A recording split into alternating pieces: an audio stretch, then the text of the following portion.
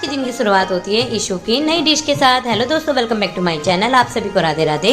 तीनों बच्चे अपना रेडी होने के लिए चले गए थे। मैं बच्चों के लिए नाश्ता बना रही थी और दिव्यांश सबसे पहले रेडी होकर आ गया था। साथ ही साथ नंदा भी उठ गई थी, लेकिन नंदा सीढ़ी में बैठ गई थी कि मम्मी आप मुझे लोगे, तो मैं उसे गोदी में लेकर आई। फिर बड़े पापा के साथ वो आराम से बैठ गई थी, तो मैंने बच्चों के लिए जल्दी से रोटियां बनाई। फिर नंदा किचन में आ गई, फिर उसे थोड़ी देर खेल कर आया और साथ ही साथ फिर मैंने बच्चों के लंच वगैरह पैक कर दिए थे। दीदी ने तीनों बच्चों को रेडी कर दिया था, साथ ही साथ उनको नाश्ता भी करा दिया था। फिर बच्चे अपना रेडी होकर स्कूल को चले गए। आजकल बंदर रोज आने लग गए हैं, तो नंदा तो बंदर को ही देखने में लगी हुई थी और अंदर आके मैंने भैया और सबके लिए बनाए थे स्प्राउट। फिर नंदा अपनी बड़ी मम्मी के साथ चली गई थी मंदिर। जय जय, कहाँ जा रहे? जय जय।